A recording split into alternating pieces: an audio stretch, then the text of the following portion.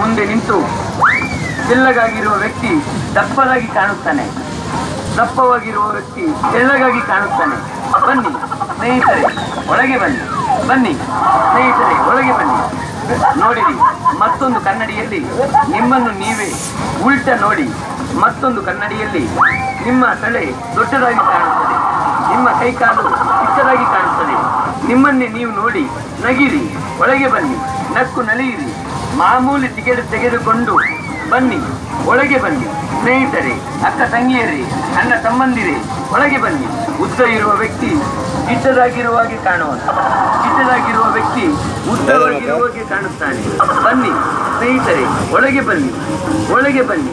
ನಿಮ್ಮ ಮುಖವನ್ನು ನೀವೇ ನೋಡಿ ನಕ್ಕು ನಲಿಯಿರಿ, ಆನಂದಿಸಿ. ಬನ್ನಿ, ಒಳಗೆ ಬನ್ನಿ. ಹಿಂದೆ ನೋಡಿ, ಈಗಲೇ ನೋಡಿ, ನಿಮ್ಮ ವಿಚಿತ್ರ ರೂಪವನ್ನು ನೋಡಿ ನೀವೇ ನಕ್ಕು ನಲಿಯಿರಿ. ಬನ್ನಿ.